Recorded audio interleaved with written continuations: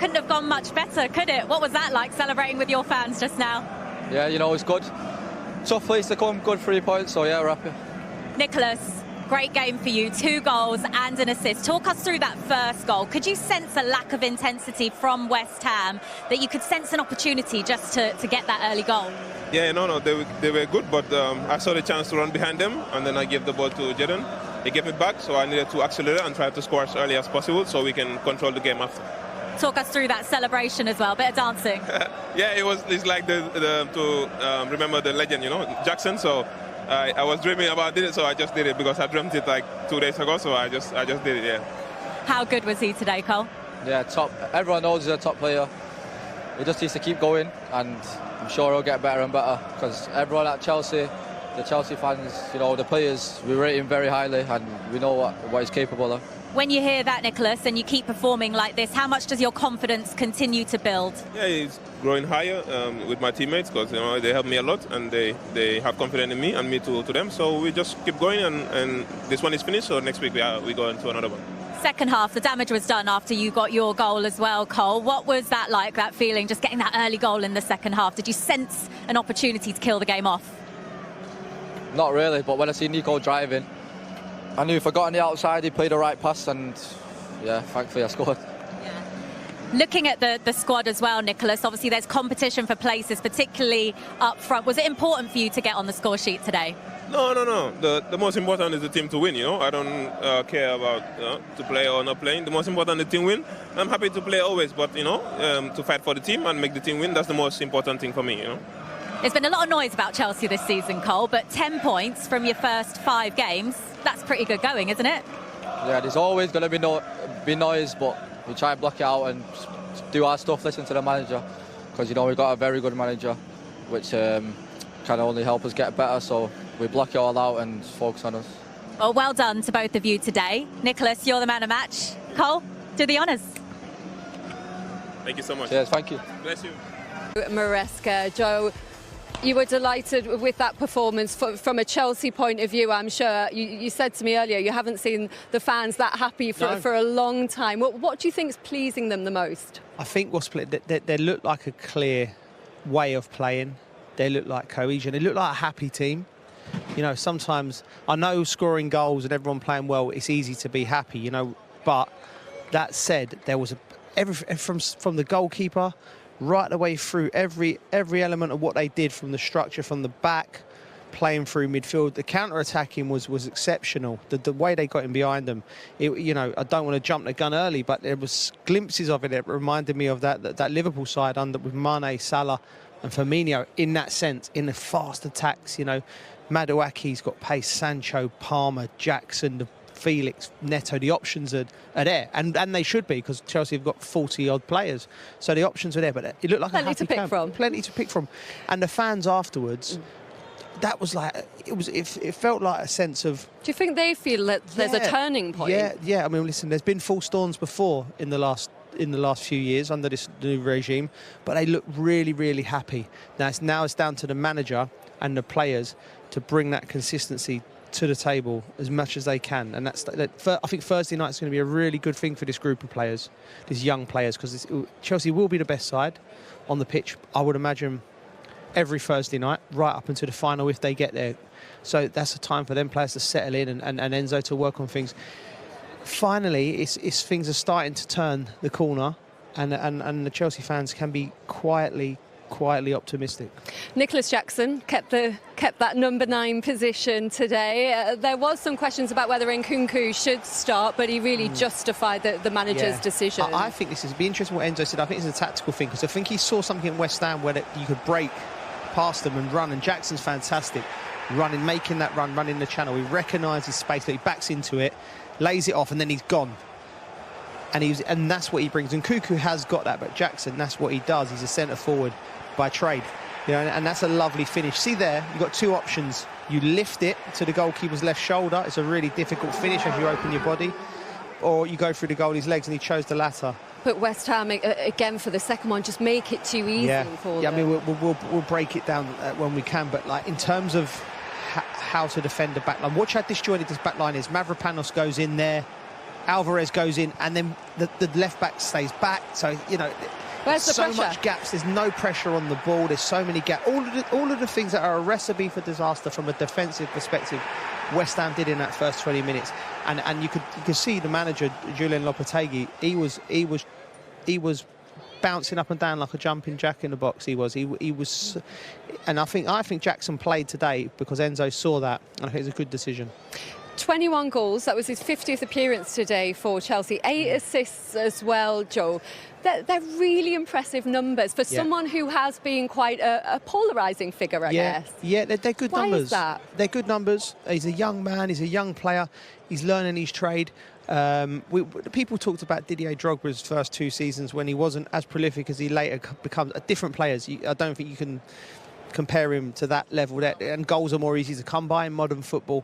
But never that he has scored the goal. He has got 21 goals in 50, which is decent, and he will get better. He needs to keep just improving, a bit more composed and confidence. He's going to bounce into the next game. He's going to be, I want a chance. You know, so I'm very, very pleased for him. We'll talk a bit more about Nicholas Jackson a bit later. Yeah. He was the man of the match today. But there was a big potential turning point in that first half as well. The West Ham fans here screaming for a penalty when Somerville was pulled by Fofana. Yeah. Joe, it wasn't given by the referee. Was it a penalty in your view? I believe West Ham fans are right to shout for a penalty. I think it was a penalty. I think, you know, it's clear as day. If you put your hands on someone and pull, there, he's got his hands on him. He's got that. Somerville actually was one of the few West Ham players that I thought done himself justice today. He had a go. You know, is it just a fleeting hand hold? I understand the framework from VAR. It was fleeting, but you can't hold someone's shirt for a little bit. A foul's a foul. You know, if you're in the box and you get exposed on a 1-2 and you grab someone and you pull them a little bit and they go down, you run the risk of giving a penalty. I don't think Fofana could have had much of a case if the ref points to the spots. I think West Ham fans were hard done by that. Yeah, not sustained holding was what the Premier League Match Centre said. We know that they want a really high bar for VAR to overturn the referee's decision, so the referee's call stands. But your view is that the referee should have given it on the pitch, the referee missed one there. And I agree with it needs to be a hard, you know, because there's so many... Our games is played so much in between the lines in the grey, and you could probably get me and 10 other ex-players, and some of them will definitely think it wasn't a penalty. So we want the light touch with VAR. We want our game to flow. We want the emotion and the passion. And unfortunately, with emotion and passion, sometimes comes disappointment and frustration because they should have got one and they didn't. Next week, they might get one, but it's better than stopping it for every little 50-50 thing. It's one of them. I don't see where you can look hands on here. Pull. He's gone down. If you said to me he's gone down easy and we didn't give it because of that, that's more of an argument, you know. But then you get into the realms of we're going back 20 years where you know you have to commit GBH to have a penalty. Do you know what I mean? So back in your day, yeah, but you know, so we want attacking. We want more goals. We want people to have 40 goals in 40 games. Fans turn up and they pay their money. They want to be entertained. They want to see Somerville having a licence. They don't want to see 3 or 4 cloggers in the midfield crashing into people all the time. You want good, attractive football, so you have to benefit the attacker. So I could understand that argument, but I don't understand the fleeting touch. A foul's a foul. If you put your hand on someone, the ref's well within his rights to give it. They started the first half so well, Chelsea. Came out in the second half. The Lopetegui team talk didn't work, Joe, because Jackson soon set up Cole Palmer. Yeah, and again, look, they're on their front foot. You can tell they've been told to get bodies in the box, can we attack? But this is about Chelsea's quality. And this is how to play through a press. Outstanding football, in, out, but then I question desire. Look at, is it Madueke on the outside? Look at the desire to go through. When you're running, when it's a 2 against 3 in the attacker's favour, look at that for football there. When it's a 2 against 3, watch Madueke's run coming up on the outside here, the desire, as opposed to the West Ham players. And you've got options to go either way, then you're in business. Then you're in business. He could have gone to Madueke, he'd have probably scored, he'd put it to Palmer, and that is a lovely finish. You never thought he'd miss. And actually, this time sort of a bit further down the line, Cole Palmer was was all going through. Now he's part of a good system. Absolutely. Look at his numbers, though, Joe. Since making his Premier League debut for Chelsea in September 2023, Cole Palmer has contributed to more goals than any other player. Yeah. What a signing indeed. Yeah, what a signing. And also, about that list, there's 2 Englishmen in there who were on the peripheries of the squad and played a part in the summer. You know, Ollie Watkins has got to go on again, and so is Cole Palmer. He can go on again. What fantastic sign. And it's not often you say Pep Guardiola may have got one wrong there. I think when he's sitting there, you know, of a night time, he probably regrets letting Cole Palmer leave. Do you think he is the sort of player where he has to be the main man? No. He wants to feel like he's the main man and be that big fish, which is why this move has worked for him. I don't think so. I think he just loves football. He wants to play football. You know, we see the Foden way of players developing at Man City, blooding him in. For years, people going, he needs to go on loan, he needs to play football. Cole Palmer just got itchy feet at Man City and was like, right, I want to play football. I don't have to be the main man, because I look at him, how he is around his teammates. He plays with a swagger and he plays with an arrogance. Just wants to play all the time. He wants to play, and he's popular with his teammates. You can see that they enjoy his company. He enjoys playing with him. He likes to assist as much as he likes to score. I think he's defensively been very, very good as well when Chelsea have lost the ball this season. I just think his personality was just a shining light last year on Chelsea when it was all going wrong, and there were some players who wasn't at their best, and the crowd were getting on their back, and everything was going through Cole Palmer, and he puffed his chest out. He stood up, didn't he? Puffed his chest out, and he give the fans something to believe in, and he give his teammates something to believe in. And now everyone's come with him. I think he'll develop into a leader as he gets older. I think he's a superb player, and Chelsea, for all the business that hasn't gone right over the last 2 years, but they certainly got that one. They certainly got that one right. Absolutely spot on, that one. Another goal today for Cole Palmer. On the other side of things today, it's been a massively disappointing day for the Hammers. We can hear from their captain, Jarrod Bowen, now is with Jules. Jarrod, tough to speak as the captain after a game like that. What happened out there? I just don't think we was ever in the game, really, which is probably an awful thing to say. But if you're being honest and having a true reflection on the game, it's... You know, I think the goals that they scored were very easy on our part, you know, 2 almost gifts. I think the first one was from a quick free kick. And that's the thing in this league, you have to be switch on at every moment. And they punished us with the first goal. And then the second goal again was, I haven't seen it back, but on the pitch it felt it was quite easy to play through. So, yeah, just a disappointing day all round. When you say you felt like you were never in the game, was that to do with mentality, a lack of intensity out there? What do you think it was? It could be a number of things. Of course, as a player, and obviously as captain, you have to lead that and rally everyone together. I just thought we gave them too much respect in the end.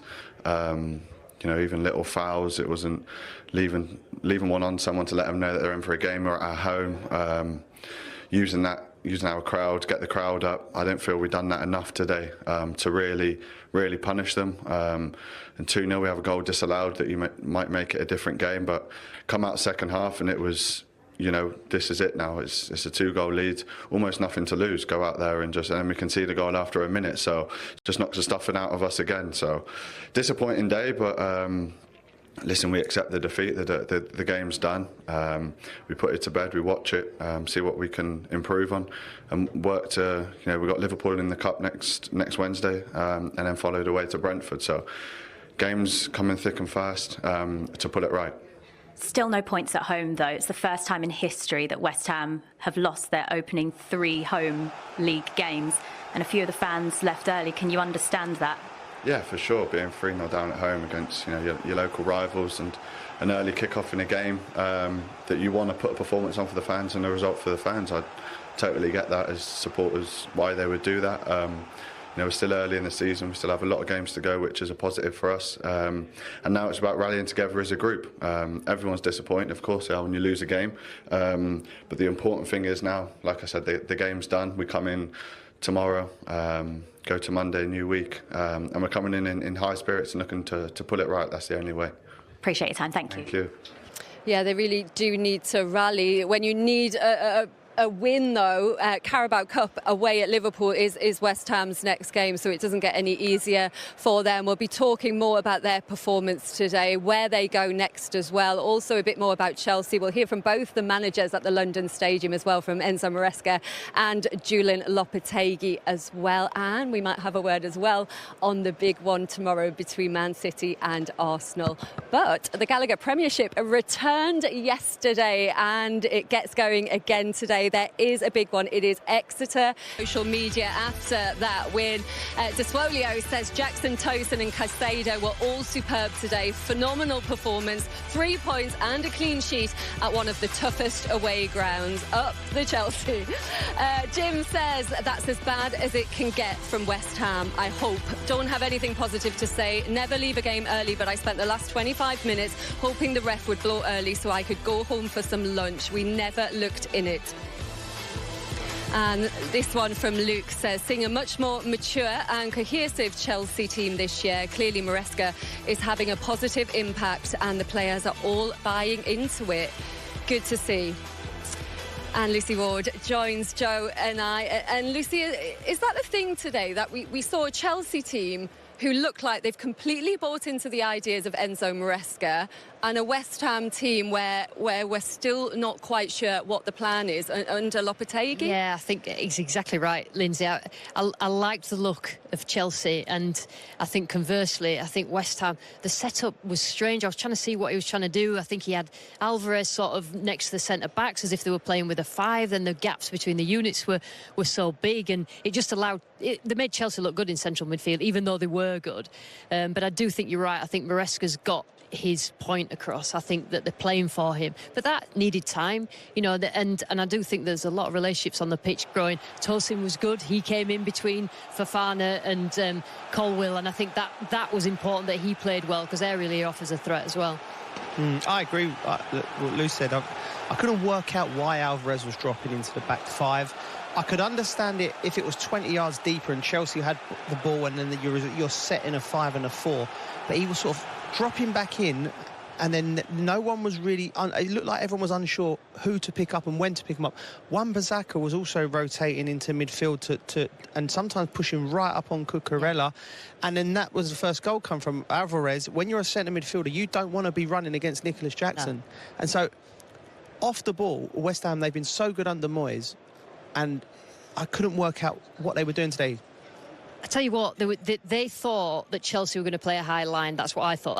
I think they thought they'd have that room to run into for Bowen, to run into for Kudus, but they didn't. They sort of dropped for, like, and that's clever. That's the manager specifically saying, look, I don't want you to play high because I don't want to give them that space, because they've got Somerville, they've got Kudus and Bowen Hill running behind.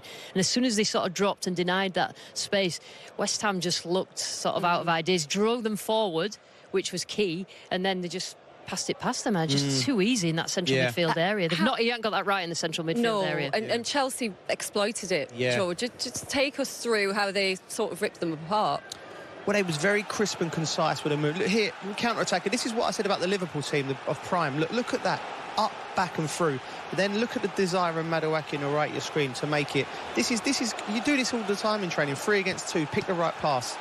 Beautiful attacking, counter-attacking play. And this was consistently loose right the way through. Look, whenever they're there, bang, everyone knows. They flood forward, they get up the pitch, and you must say, and I hate saying this, but West Ham look like they... Yeah, West Ham's structure's so poor. They're not stopping that first ball out whatsoever. Yeah, it was a hard day for West Ham. Hello, boss. Well done. Congratulations. Yeah, Enzo Maresca has come out to join us here. We're just looking at your team just really ripping West Ham apart, really, on the counter-attack today. Did it surprise you at all about how easy they made it for you? Well, I don't think it's been easy. Probably because we score early, it's more complicated for them, mentally and tactically, probably. But I think I said before the game, they are, for me, very good team, very good manager. They have some fantastic players, Kudus, Paqueta. They have many good players. But overall, I think we deserve to win the game. The guys were just saying just how much the players look like they're really buying into your ideas and you're putting a real stamp on that team. What pleased you the most about the performance? No, very happy, but it's quite easy. If they don't buy, they don't play. So there is not. There is not. No, it's like this. I'm they very know happy. who's boss. No, I'm very happy because since we start, they have been open mind in terms of they want to see things, they want to learn, and probably we have been a bit intense with the video session. But in this moment, is the moment that you need to insist. Enzo, there were so many standout performances. Jackson was good, Caicedo was good, the two centre-backs were good. Who pleased you most out of that performance? Probably Nicolas and Cole, because the way we prepared the game today was to set the 3 against 2 for them in the pressing. They were building with 3 players and we were just with 2. So they spend a lot of energy on that. So Nicolas has been fantastic because he scored, Cole also, but especially the work they did off the ball. Can I ask you, because watching West Ham set up, Alvarez was dropping into the back 4, making it a 5 very early, and Wan-Bissaka seemed to be going either right up with Cucurella, and I thought Chelsea exposed it very, very well. Particularly for the first goal, running Jackson down this channel, the holes. Was that something you was looking at, you thought was a weakness? Well, we knew since they started the season, they played almost all the games. Yeah. For some part of the game against Fulham and City, they dropped one midfielder building with the 5, like today. So we expected that. And the reason why we have set the 3-B2 there is because we knew with the Wan-Bissaka on one side and Emerson, they were very higher. Yeah. So in the moment that we recover the ball, we can use that space like the first goal. Yeah. Nicholas Jackson's numbers are brilliant since he's signed for Chelsea. 21 goals and 8 assists in 50 games. There are questions about him. There have been, certainly, about the chances that he misses. But you're sticking with him up front. Just tell us more about what he does for the team as well as scoring those goals. I said during the week, when a player misses a goal, doesn't mean that he's not playing well. It can happen. Against Bournemouth, probably he missed 2-3 goals. It's too much. But it can happen. But overall, his performance was good. And today, again, I think the performance was very good in terms of numbers. Goal and assist since we start has been good.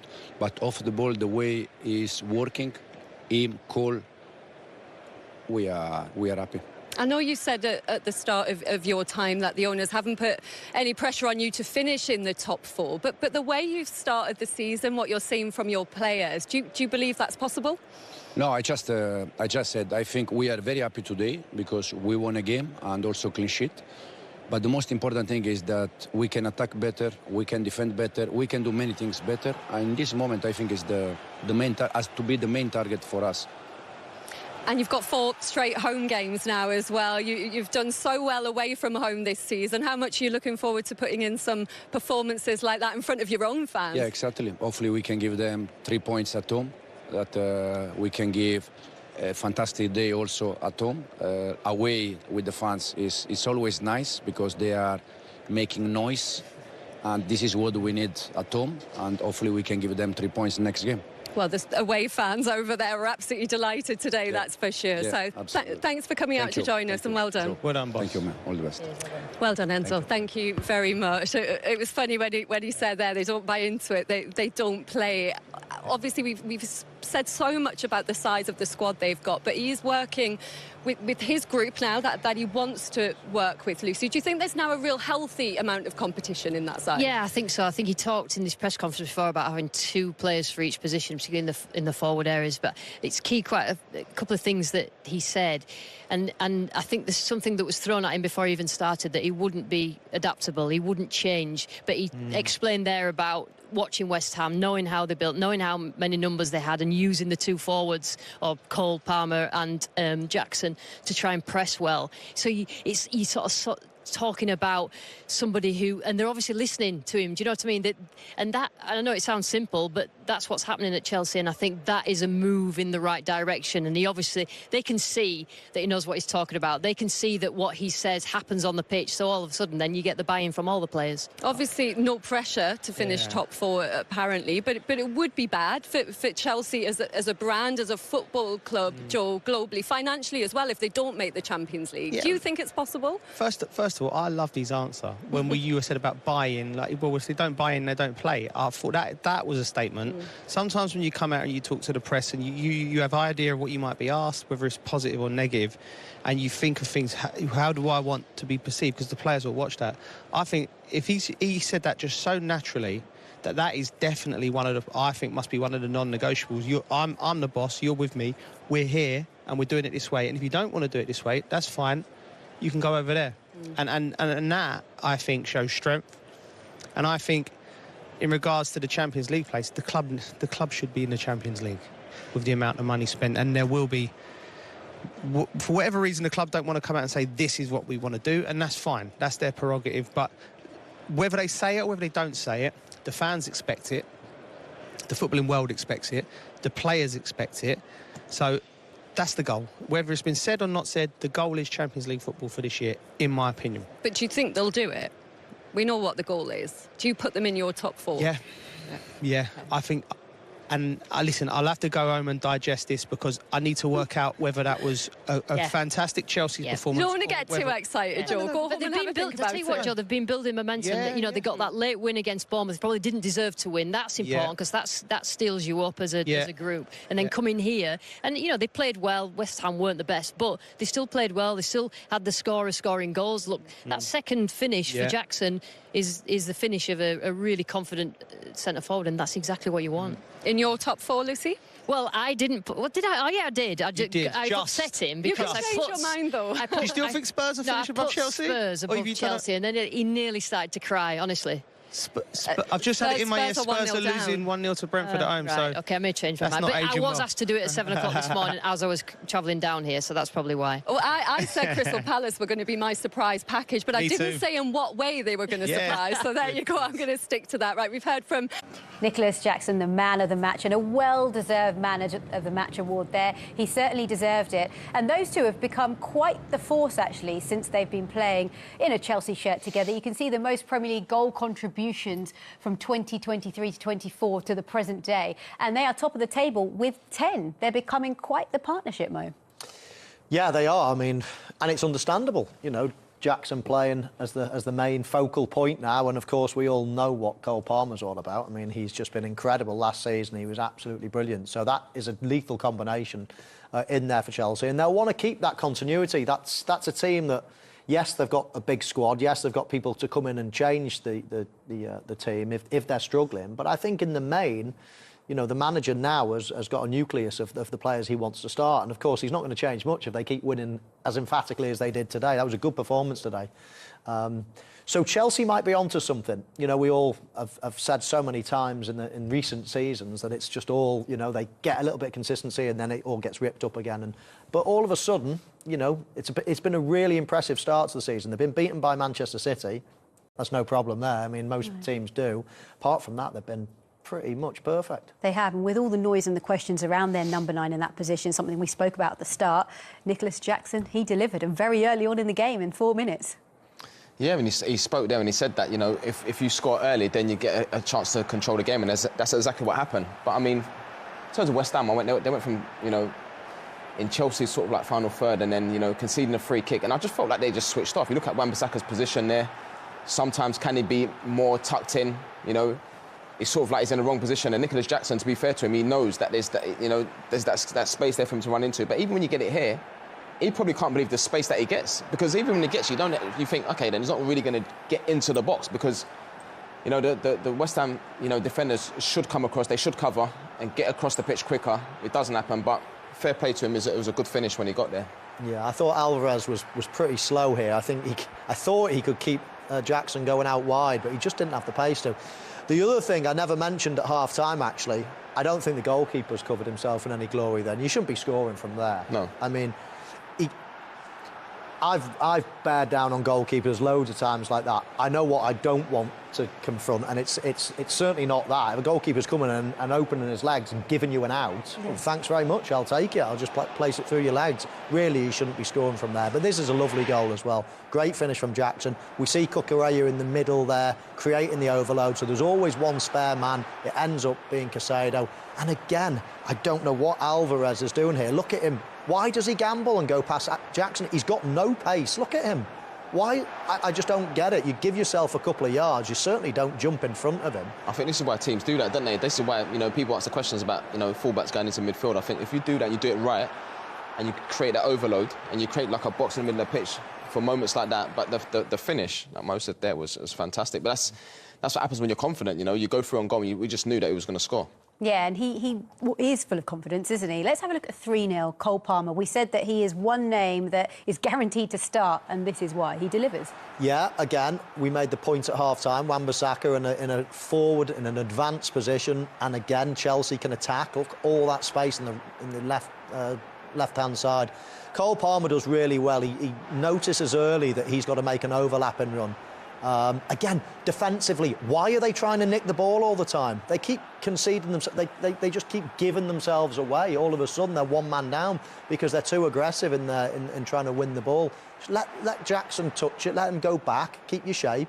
But no, they commit themselves. But this is a lovely finish. I was saying to Jermaine when it went in, this is a finish that's probably not used enough. And that angle, going high and near post, is impossible for the goalkeeper.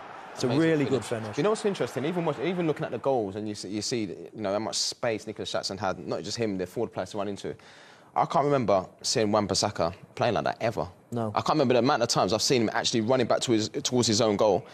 You know, he's never probably played like that before. You know, I think with him, you know, you speak about 1v1 defending, he probably has to stay in his position and make it a little bit difficult. But it was weird how high he played, and in certain moments as well, he's actually been inverted playing inside. If you're West Ham, if you're the manager, if you're the recruitment officer, if you're whoever you are at West Ham, and you're wanting a fullback to play in this, the last person you go and buy is Wan-Bissaka. Yeah, don't get me wrong, I think he's a brilliant, probably the best right back in terms of defensively in the country, in the Premier League.